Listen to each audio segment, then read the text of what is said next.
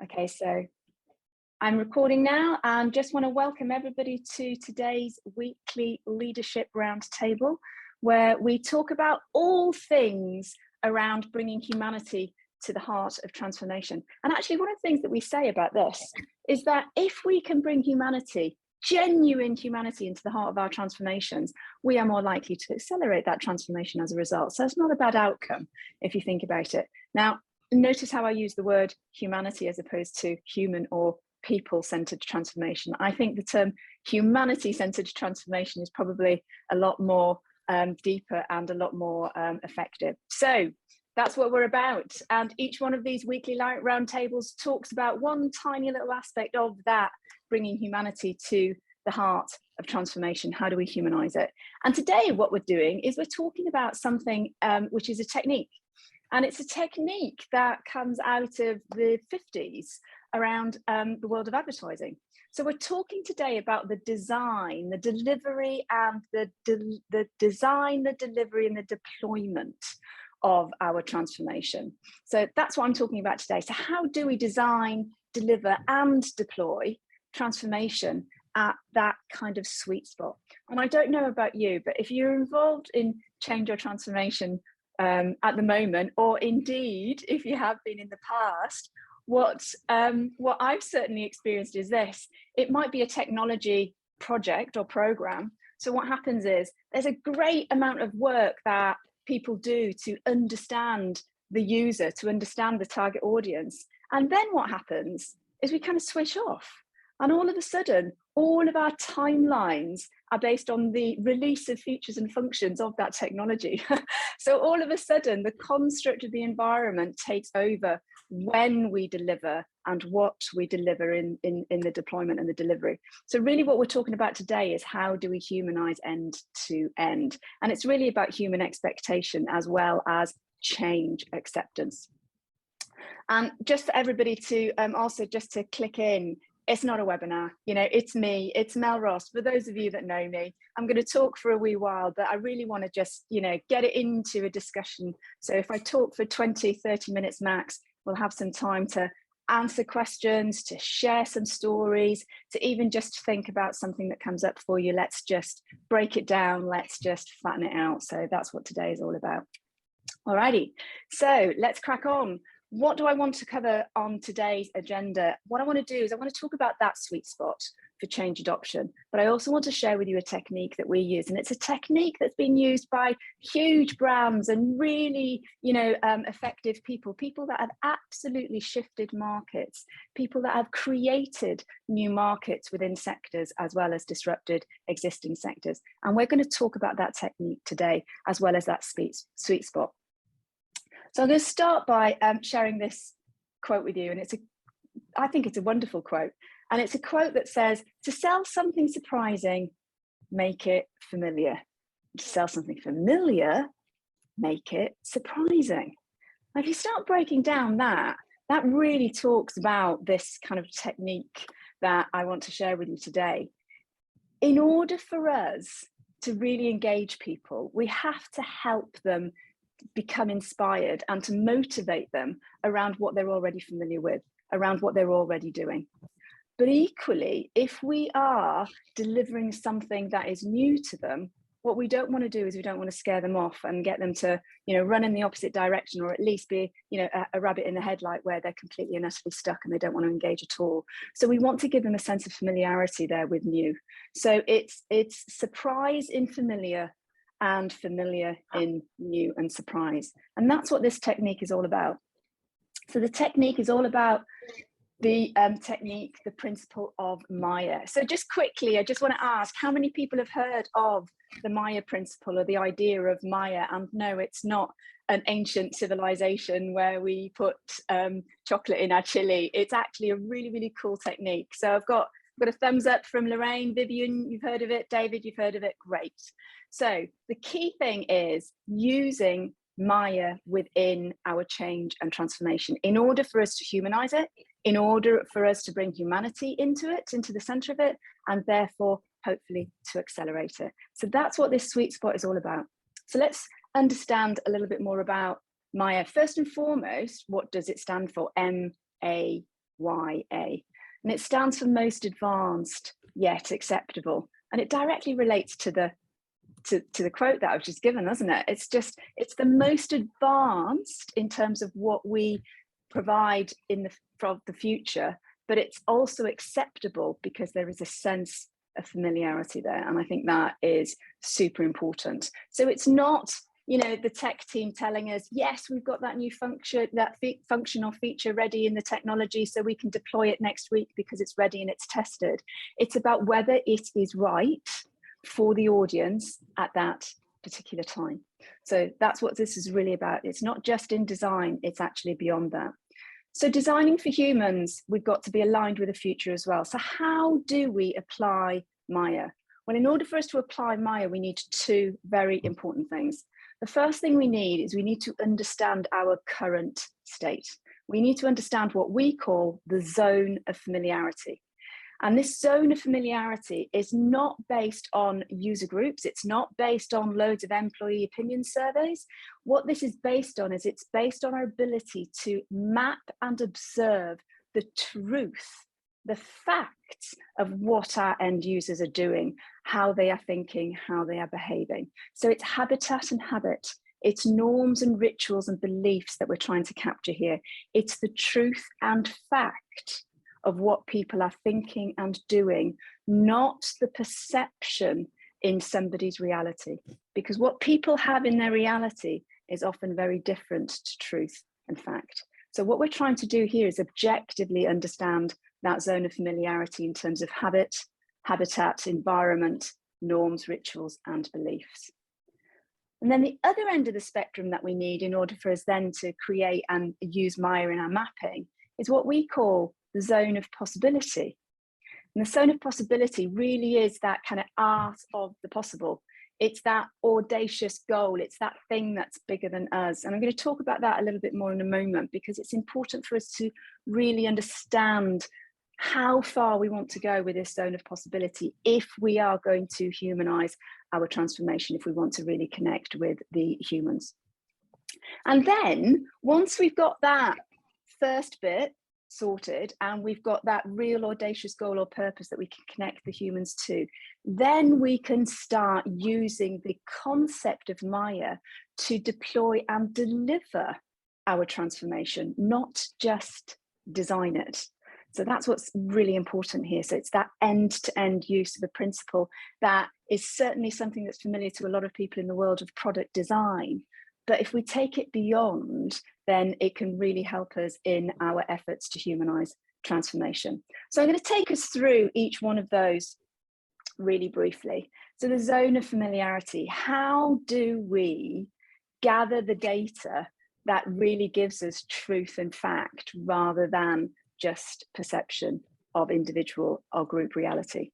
And of course, it is in the art of observation. So it's using some of the techniques from ethnography, it's using some of the techniques from the discipline of anthropology. It's incredibly important. And that allows us to become aware, and it allows us to become holistically aware, right? So that's what's important here. Again, the habitat, the habits, the norms and the beliefs. And slightly different to what we might normally do at this point, you might say to yourself, well, we do gather information. We do put priority in and effort into and resource into understanding the current situation in our audiences and in our users now. But I would argue, is it holistic awareness? Is it a holistic view of that current state that we've got? Or is it something that's a little bit more akin to, these are the skills gaps, this is where we want people to be, this is what they're doing at the moment, this is what they're saying to us they want at the moment, this is what they're saying to us their pain is at the moment, this is what they're saying to us the opportunity is for the moment. So what we want to do is we want to objectify out of that so that we can get truth and fact data. So observation and holistic awareness is what we're after. So what does that mean? Well, in order for us to build that zone of familiarity, to map that zone of familiarity out, there are 4 basic techniques that we use. And these basic techniques are sometimes a little bit time consuming, but equally, if we have a mix of them, then we can really start to gather data. And one thing that I say to customers and I say to leaders that I'm working with is this: there is never a better time than now to start to observe. It's not when the project is starting or the program is starting. What we ought to be doing is we ought to be building the muscles and the awareness and the habits of observation, so that it is and of itself a cultural norm. So it's really, really important. So there's never a better time to start observing than now. So those four elements, elements of mapping that zone of familiarity. The first one is the controlled. And the controlled is exactly what it says there. It's controlled. So it's a little bit like you're a lab rat, right? So what you might do in a workforce environment, in an organizational environment, is you might book out the boardroom for a couple of weeks, and you might create, in that boardroom, you might put some laptops and some computers with a new technology in it, and you'll get people from a particular area that you're working with, change and transformation, and you'll pop them into that room and you'll ask them to work out of that room for that period of a week or 2 weeks. And what you will do is you will observe them. Sorry, I've got a little bit of animation, a natural transitioning going on in my slide, so I'll be going in and out a little bit. So that controlled bit is really important, because what that means is it allows us to standardize the data, because every single day we've got everybody coming into that controlled environment, which means that the data that we are observing will be standardized. And that's really important for us at the end, because when we want to crunch that data, when we want to start using that data in design, delivering, deployment, it means that it will be easier for us to gather information from it, because it will be standardized. The next part of observation is what we call naturalistic. And this one I love. The thing about naturalistic is it takes time. It takes time. And this is where we go into, just bear with me 1 second. I'm just going to remove all of my transitions here, because it is, it's driving me mad. So just bear with me 1 second. Hang on 1 second. There should be a none here. There we go. Apply to all. There we go. Right. Hopefully this time when I go into my slideshow, we can stay there for as long as we want. Can I just double check now that I've gone back into slideshow? Can people still see my slides, or have they gone away from you? Still see them? Yeah. Great. Yeah. Excellent. Cool.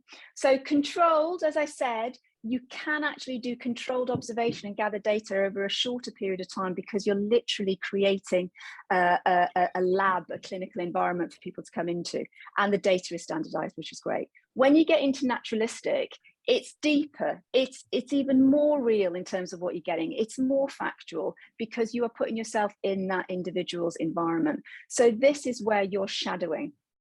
And it's absolutely possible. You can go and you can be involved and shadow. And interestingly enough, a lot of the time people say to me, well, naturalistic sounds great, Mel, but hang on a minute, we've just come out of COVID, we're in hybrid environments. Are you having a laugh? How on earth are we able to get ourselves, or to get some of the change and transformation team to be able to observe from a naturalistic perspective? And actually you can, because what you can do is you can get people to shadow an individual and just to be present in their diary, to follow their diary, to be involved in all of their meetings, and to be there in the background and to observe. The other thing about naturalistic is when somebody kind of, some of the things that come up in your mind is, well, hang on a minute, is it really going to be real? I mean, if somebody knows that somebody's there observing them, are they really going to be true to what they're normally doing? At the start, I can honestly say to you, probably not. But it is amazing the capacity that we have as human beings to familiarize ourselves and to build a new norm, when all of a sudden we just forget that that person is there, or we just get on with it. So naturalistic, it takes more time to actually gather the data. And the other element about being naturalistic is that the data itself that is being observed is unstructured, because what the observer is doing is just basically mapping out and observing everything that they're seeing, and they're observing it in an unstructured way, in a free flow way. The next one is participatory, and participatory, I would suggest, is the best for change and transformation. And the reason why I think it's the best is because of this. You walk in the shoes of the individual. You're not shadowing, you are becoming them, or you become part of the team. And that's what's really important. So participatory is when you become part of the group, the team, the department, the area, the cluster of people. And that's when we can also gather a little bit of structured and unstructured data. That's the deepest option that we've got in terms of observing our zone of familiarity. And then, of course, there is the final one, which is technical. And technical is being used more and more now in terms of hybrid, because it's when we use technology, knowing all of the technologies that people use, Office 365, Slack, Zoom, Cloud, SharePoint, so on and so forth. We are able to use these technologies and take and gather and extract data in terms of people's engagement, in terms of people's habits and usage. And the one thing about the technical element is this: you can also gather past historic data as well as real-time present data. Whereas, of course, everything else that I've just been talking about is really present in the moment. And with technical data as well, you get that ability to gather structured and unstructured data. And technical data, I think, is something that you can also have running on an ongoing period. So it can support iteration, and it can support pivoting and being agile and changing over time as well. So the technical element is really big. Now, massive caveat when we're talking about observational data, when we're talking about gathering holistic awareness of the rituals, the habits, and the real zone of familiarity is this: permission, right? Human-centered transformation, humanizing transformation. Ethics is a very, very top priority. So we really need to make sure that people are aware that this is happening and there is permission around this observational data. So that's our observation point. Then what we want to do is we want to understand that zone of possibility, the art of the possible, the big, hairy, audacious goal, what we call the moonshot. Now, it's the moonshot. It's not the end goal or target of the project or the program. We're looking for what's beyond it, right? If we're going to connect people to new, if we're going to create surprise, what we want to do is we want to connect them to a united cause or a purpose. So when we're thinking about the strategy on a paper, the Word document of our project or our program, we want to be looking for the vision, and then we want to be taking that vision and we want to take that vision beyond. So we want to take it as far as we can to a moonshot cause or purpose. Now, there's a really easy way that we can do that, and of course it's what you see here on the screen. It's the Sustainability Development Goals. So you go onto the United Nations Sustainability Development Goals website, you can see them there.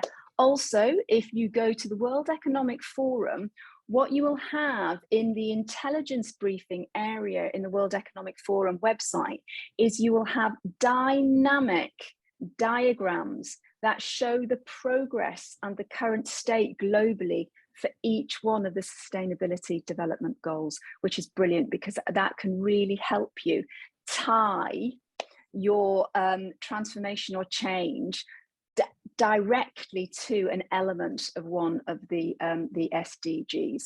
And if we can do that, what that means is we are connecting cause and purpose. Cause and purpose is human connection. Target and goal is organizational connection. And we want to humanize here, right? So turning our vision and strategy into a purposeful statement as a result of connecting it to something like an SDG is fantastic. So really important for us to build beyond as far as we possibly can to that moonshot. Now, if we are at that point where we've got that truth and fact, that zone of familiarity, we've really understood that, so we know what people are doing, what their mindset is, what their beliefs are, how they are showing up, what they are saying and doing, that zone of familiarity. And we've got that moonshot in terms of connecting them in terms of mindset, behavior, and belief to a cause and to a purpose, a goal that's bigger and beyond that project and program, we can then use that beautiful technique of Maya, most advanced yet acceptable. We can use that to create the micro shifts of deployment and delivery in terms of our project and our program. So no longer does it have to be the IT team or the technology team saying, or the product team saying, new feature will be ready next week and we'll deploy it on Monday. It will be the design from a human perspective that will drive when and what gets delivered. And the interesting thing about these beautiful little micro shifts is that you can see that little J curve there. And that's what's super important, because if we start designing against Maya, what we are doing is we're bringing people on the journey of change with them. They're building trust in the idea of change in the future. They are gaining confidence in change and the future, which means that they are likely to become more participatory, they are likely to become more active, and they might even take more of an individual approach to it and drive forward without the need to be told or wait to be delivered, for something to be delivered. Is really, really important. And I think one of the things now, usually when I introduce Maya, I give an example of Maya, but this is the point I want to give an example of Maya after I've shared with you zone of familiarity, zone of possibility, micro shifts of Maya to map that J curve. So we are bringing people on the journey, they're connecting with it, and they're courageously open to change and transformation. Now, one of the best examples of Maya in the world, certainly from a consumer perspective, is of course Apple. And if you think about Apple and you think about that iPhone, that beautiful thing that you've got in your hand, likely if you're an Apple and not an Android lover, what you will have in your phone now is something which is far more advanced than the first version.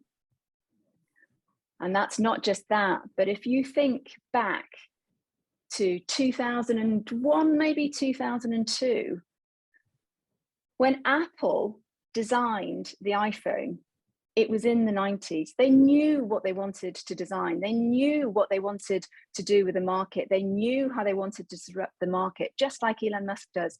Elon Musk uses my principle of Maya, so does Amazon and Bezos. But the key thing here with Apple is this: when they mapped the zone of familiarity, what they realized was this: people were not familiar with the concept of the iPhone that they wanted to take to market. If they were to put the iPhone to market when they were ready with that product, it would have bombed, and they knew it, because the zone of familiarity was all based around what? The Sony Walkman. The consumer handheld device that was in the zone of familiarity was not a phone. It was, from a consumer perspective, it was music. It was the Sony Walkman. So instead of launching the iPhone, what did Apple do? They launched the iPod.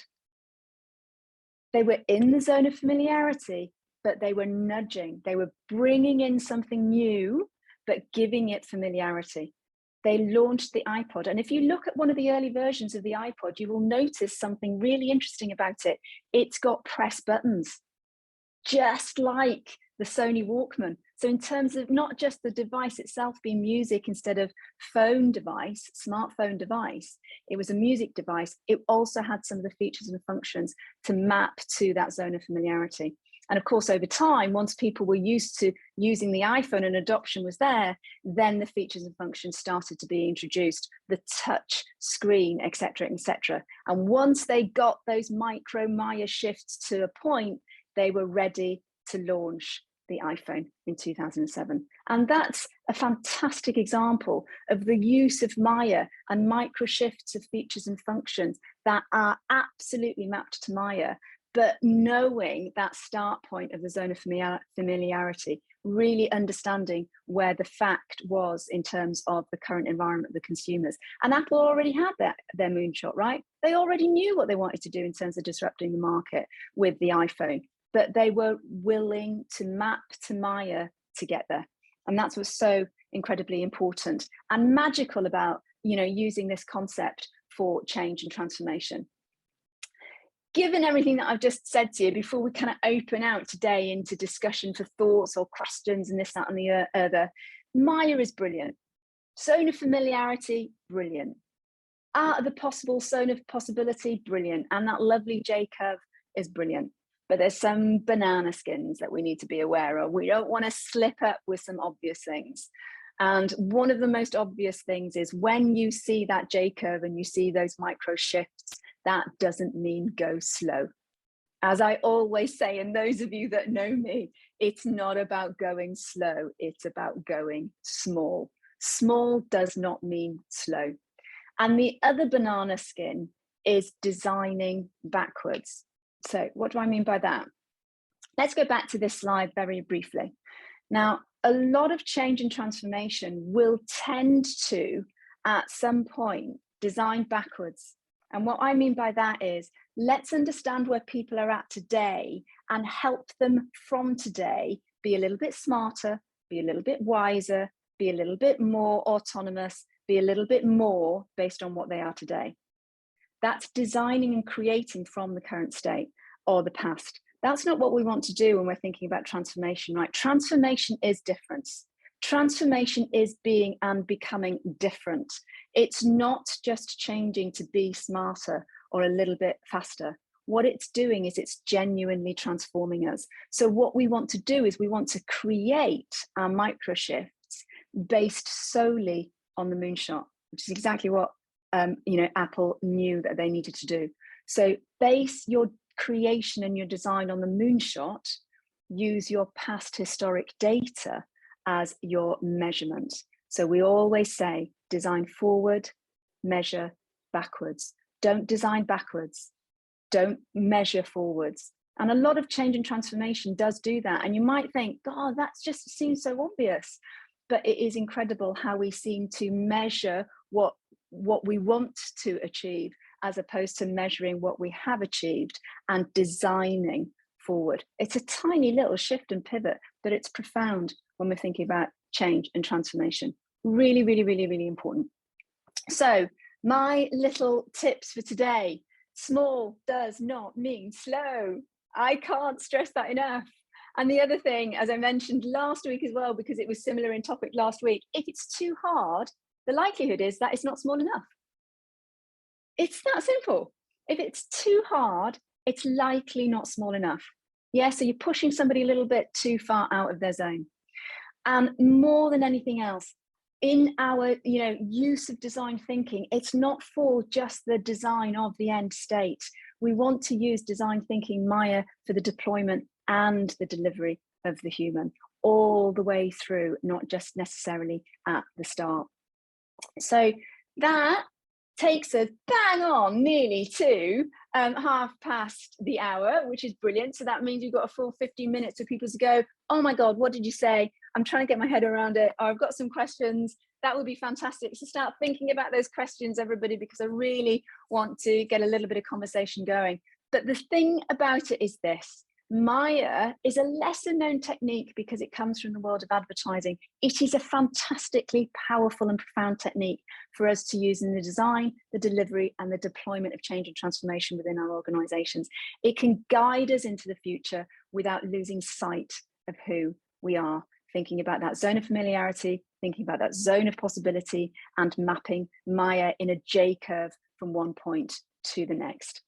And that's incredibly important. So the only thing that I want to do is just share this lovely little quote with everybody. This quote came to me on LinkedIn yesterday by a transformation program director, and I thought it was incredible. He said, we talk about transformation. I've summarized it a wee bit, but he's saying, Mel, we talk about transformation all the time, but we never talk or plan human transformation and onboarding of the right mindset before we begin that journey. And I think there's real depth and power and value in this quote, because I think this quote is very similar to what I said to you earlier on about observation. Now is the best time. There's never a right time to be thinking about, planning human transformation onboarding and fostering the right mindset for change and transformation. Now is the time. And I think that's a really, really important thing for us to think about. So maybe there's things around human transformation that need to be part of our culture, that need to be part of this sense of who we are in organizations, regardless of what projects and programs we might be working on in any given moment or time. So there we go. Mel, what do I want to do now? Last week I gave us the Excalibur sword because it was Roundtable. This time I wanted to give you this little image of, believe it or not, this is an image of a field in Cumbria where some historians think that image is King Arthur's Round Table. Now, I'm going to leave it with you all, but what I am going to do is I'm going to stop sharing. I'm going to come back into the room with everybody and I'm going to ask, are there any questions? What thoughts have we got? Apart from the fact that at least I was really good at getting out of that transitioning glitch of my PowerPoint presentation. So open to the room. How are we doing? Watch out for silence because I'm going to be asking questions if so. Mel, that was absolutely brilliant. I love the whole mayor concept. What I don't understand is the micro shifts, how that is different from continuous improvement, because I noticed on your slide you say this is not continuous improvement. So can you talk a bit about that, please? Yeah, absolutely. And it's a very, very good point. I think the simplicity of that answer, Vivian, great question. The simplicity of that answer is continuous improvement more often than not is based on what I'm doing now in this moment, how can I make it better? And there's nothing wrong with that. There's absolutely nothing wrong with that. We should all be trying to make who we are and what we do in this present moment better, smarter, improve it in some way, shape or form, make it more human, you know, make it faster, whatever. And that's absolutely fine. But when we're talking about Maya, really it's true transformation, right? It's about being different. It's not necessarily from today being smarter, faster. It's really about transforming and becoming something new. So that's why we're creating forward and measuring backwards rather than continuous improvement. So I know it's a phrase coined by Gartner back in the 80s and 90s where they talked about dual speed in IT, having, you know, IT dual speed, yeah? So you have this sense of continuous improvement happening.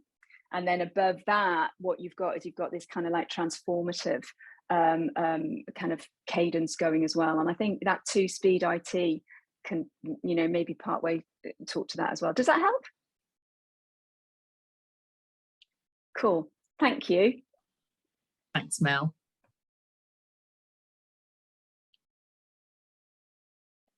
Any other thoughts? Does it resonate? Are people already using this, or is it a bit confusing? Any thoughts? Yeah, Mel, hello, and hello everyone else. I'm new to this group, but nice to meet you all. Hi. I love the expression you used about, you know, cause and purpose, you know, being the humanity response. And I think you're quite right in that we can all have plans, can't we? But unless we're ready. And in a sense, that is one of the elements of change, isn't it? It's about getting people ready for what's coming, because, you know, any change or transformation has to have system readiness, data readiness, organizational readiness, people readiness before you can make a success of it. Yeah, you're absolutely right, David. You are absolutely right. And I think one of the things that we need to add to that readiness is mindset, isn't it? Yeah. Yeah, and I think that's one of the things that I mean, it's messy, it's complex, it's relatively new. So there's not a huge amount of case studies out there. There's not a huge amount of methodology or academia behind it. But readiness in terms of mindset is something that we really ought to be putting front and center in there as well. Absolutely. Yeah. Great comment. Any other comments? I was just thinking, Mel, when you were talking about the different types of observation controlled, naturalistic, participatory, technical, I didn't remember them all. I've written them down just in case anyone thinks, God, she's got a good memory. because I don't. But, you know, I was really thinking about that because I think a lot of what's been done in the past for us has been exactly what you said not to do, you know, and that's about asking questions, it's about surveys, whereas this is much more observational. I suppose the only thing that concerns me, and probably most likely in controlled, although probably in some of the others, is once people know they're being observed and you need the permission to do it, then sometimes that causes behaviour to be different. You know, you see it even, you know, with assessments and things, you know, people do behave differently when they know they're being observed. I just wondered what your thoughts were on that. Yeah, you're absolutely right, Lorraine. You're absolutely right. There's no silver bullet for that. But the one thing I will say to you is, over time, we normalise it. And, you know, pre-COVID, I've done a huge amount of observational work in terms of conferencing and sitting in the back of the room and so on and so forth. And, you know, you get that announcement at the start. So just to let everybody know, we've got Mel Ross at the back of the room, and she's there and she's going to be observing what we're saying and how we're saying it and our engagement, and everybody's going, and you can tell that, you know, the shoulders are up and everybody's kind of like, you know, being on best behavior. But, you know, within half an hour, it's normalized. It's normalized, and people just revert back.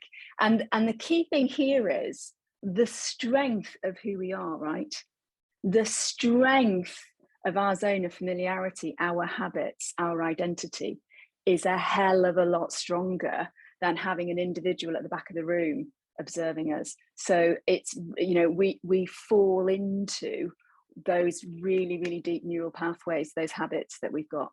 We naturally do. So I would say absolutely, you are right. It is something to be mindful of. That's why, you know, the timing, we want to be able to ideally not just focus on one of those 4 types of observation, but have a mixture of them, and also try and make sure that we're observing early on in our transformation, as early as we possibly can be. When people are writing strategies, let's have a trigger that says, let's start observational data, because that means that over time we will be able to measure backwards and be able to see where those averages are, where the commonalities are. Does that help?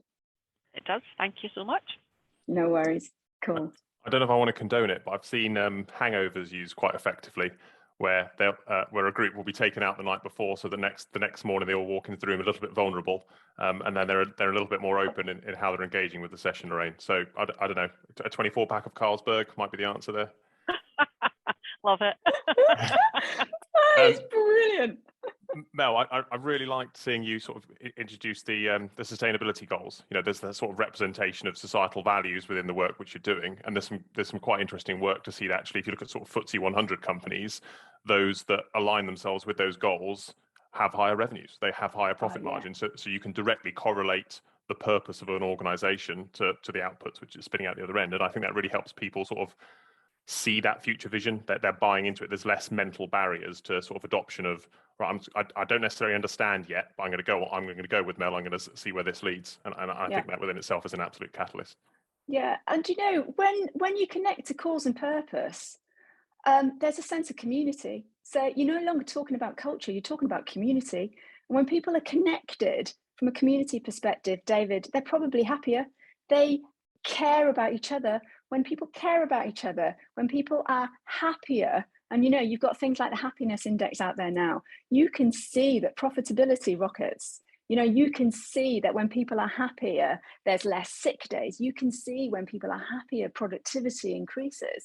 When people care, people are more innovative. You know, it and creative. So all of those statistics are there to support us now.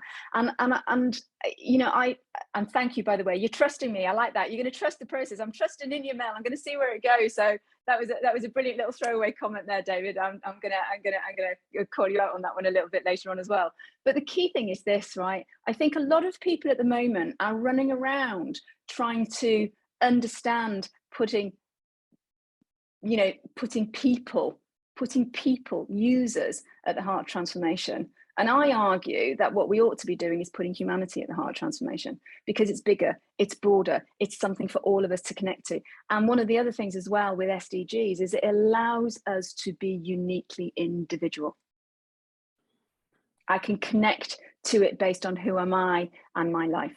And that is another really, really good thing, because individualism, personalization, that's another key part of successful transformation. And I think, you know, anybody who's really designing audacious transformation and as transformation visions, I think there's got to be something in there that is saying we want to democratize, we want to foster and empower people to be the best version of themselves and not necessarily conform to audience segments or everybody do the same thing, because that's what the organization needs or wants. It's actually bringing our best version to the play. Absolutely. Cool. And you know, one of the things as well is that you're thinking about the sustainability development goals. There's also, you know, this book at the moment, I've just finished reading this book. It's The Purpose Economy by a guy called Aaron Hurst. It's a really easy read. It's not necessarily a big academic book, but it's brilliant. And if you look at organizational books and if you look at leadership books at the moment, what you will see is this sense of purpose and cause are starting to be normalized in our leadership narrative. So I think it's only a matter of time before we connect the dots and start putting things like purpose and cause to our IT and transformation strategies, to our, you know, change projects and programs. I think it's a natural progression, but you know, we can be the early adopters, right? We can get on with it now. So I think that's super important. So thank you for that. Any other thoughts? Any other comments? Good to see you, Basil, by the way, and lovely to see you here again, Anna. Thank you for joining us this week. Thank you much. No worries, Mazin. Okay, well, look, we're 43 minutes past the hour. So what I'm going to do is possibly just bring today's session to a close. Great. Any other questions? Just let me know. And I think, as always, and I say this to everybody, if you would like to understand a little bit more about how do we bring humanity to the heart of transformation, either for yourself or your organization, then please do reach out and be in touch with me, because I would love to talk to you more on a one-to-one basis on that and just explore it deeper. Because the thing is when you talk about humanizing transformation, there are 4 elements. And you know, you think about social media, and social media, certainly in Facebook, we had that lovely phrase, know me, like me, trust me, follow me. We all heard it. You've seen it, you know, online. Know me, like me, trust me, follow me. We think about those as 4 quadrants of humanizing transformation. Know me is the power that I have myself in role modeling. Like me is how do I bring my team and my peer group on a journey of role modeling with me, so it's followership. And trust me is the leaders of our organization. How do we help our leaders build trust in change and transformation through role modeling? And the final one, follow me, is the wider organization. If we've got know me, like me, and trust me in place in our organizations, then the wider organizational workforce will naturally follow. And it doesn't have to be a push or a pull. It can actually just naturally be something that people want to come on the journey. And that's really, really important. I think that's super, super important. All right. Well, everybody, thank you so much for joining me today. It's the Wednesday morning weekly roundtable. We're going to be back next week. We're going to be talking about another tiny, tiny, tiny little element of humanizing transformation. It might be anything from those 4 quadrants. So who knows what's up next week, but I'll be posting that on LinkedIn and Facebook in the next few days. And as always, I will say to you all, I will follow up on today's session with a full recording of today. And if you'd like slides, let me know, and I will send the slides over to you as well. And if you'd like to engage in a one-on-one, then yay, I'm here. Thursday afternoons is my time for one-to-ones with everybody. So just let me know. And other than that, have a fantastic Wednesday. Start observing people around you. Start observing your own zone of familiarity. And David Clegg, I'm going to be calling on you to see how you get on with your mapping and using cause and purpose with those sustainability goals as well. So all the best to everybody, and hopefully I shall see you all next week. Have a great day. Thank you. Thanks, Mel. Thanks, Mel. Thank you. Fantastic. Bye-bye. Bye. Bye.